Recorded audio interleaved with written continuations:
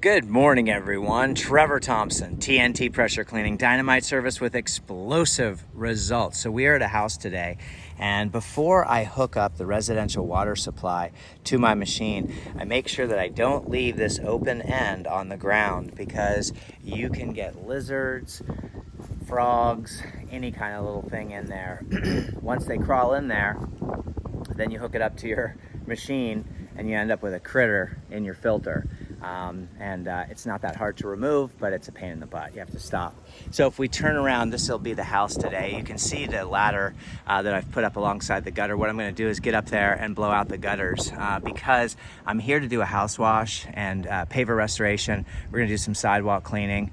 But what I noticed is that on this downspout, we had a great buildup in here. And so as I tap on this downspout, this is hollow, but as we get up here, it's thick. So you've got a buildup up there. So those gutters need to be cleaned. And the reason they need to be cleaned is because if water gets up under past that flashing underneath the shingle and felt, it can begin to cause wood rot. So you can see on the house from the irrigation system, we have rust iron and sulfur, so that will be treated with oxalic acid at the end, and that's pretty much very prevalent all the way around the house. You'll see on the other side, you can see the conditioner the gutters are in. Now they will brighten up, however you do have burn through where you have aluminum showing, and there's nothing that you can do to replace that other than to paint it. Obviously your standard solution isn't going to take that off, so they will brighten up. You'll see in the follow-up video that I'll shoot how they brighten up, but you're also going to see some areas where there are bare spots, and that's a result of paint failure where you're seeing the aluminum there, so they need to be painted. We're going to obviously go along these edges here of the foundation, but we have to be very careful because these are a specialty window and no chemicals can get on this window at all. No problem getting chemicals on this window, but these windows are specialty windows, and they have to be treated with a special solution. So SH and surfactant is a no-no on these windows. We're going to use Dawn dish soap and water, lay a nice film on there, then we'll shoot this with our sodium hypochlorite and surfactant to brighten the gutters and clean the soffits. We'll rinse that off and we'll immediately rinse that off. We'll always shoot the soffits from this way. That way you're not dumping water down into the house. So you can see what the foundation looks like there. You can see all along here, you can see the rust iron and sulfur along there, and just the condition that these bottoms are in. Okay, yeah, vinyl cleaning.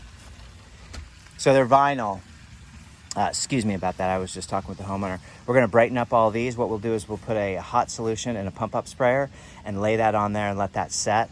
And that way that'll brighten up this area really, really good right through here. And if I take you around side, it's real muddy in here. It's not zero lot line, but it's really close. So you can just see the buildup, the rust, and that type of thing.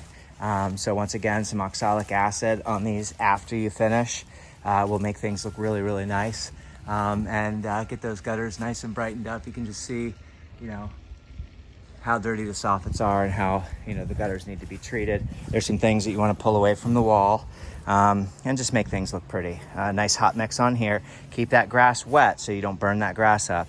Brighten those up. Brighten all these planter trims up. Make this look really, really nice through here. And then we'll finish off with these sidewalks, the curbing, and then of course the driveway. And now in the driveway we have two different stains. Right here you have battery acid. You can see that. And there's multiple battery acid stains. So F9 bark on those. And then here, this staining in through here is oil. Now that's baked on oil from years and years and years. So we can shade that and highlight it a little bit, degrease, emulsify, and neutralize it. But you're still gonna see some shading once we're finished there, because that's really cooked in there. And what I noticed is that all of these joints and seams, though they're dirty and caked, there's no sand. So we're gonna put a paver pool sand, which is an angular, non-chlorinated silica sand. It's called a pool filter sand by Quikrete. we're gonna go ahead and sand that interlocking paver system.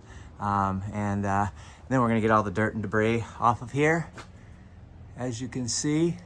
And we wanna make sure that we have our doorbell nice and covered up so that we don't cause any problems there. So we'll tape that off and pull our mats and get all of these mud dauber nests and wasps nests off of there. So sorry about that sunlight there. It's really bright. Hope everyone's having a great day. Look forward to the after video. And this will be done with the X-Jet, wash tips off the J-Rod, and your standard house wash mix. So you really don't need anything to exceed over a 3% mix. That's a very hot mix for this particular location. Have a great day, everyone. Keep cleaning. Trevor Thompson, TNT Pressure Cleaning. Dynamite service with explosive results. Keep yourself multiple pump-up sprayers on hand. That way you can have one for SH and one for, acids. And then you can swap out and use aluminum brighteners. There's all different types of solutions, but have a few so that if one fails, you have backup. Take care, everybody. Bye-bye.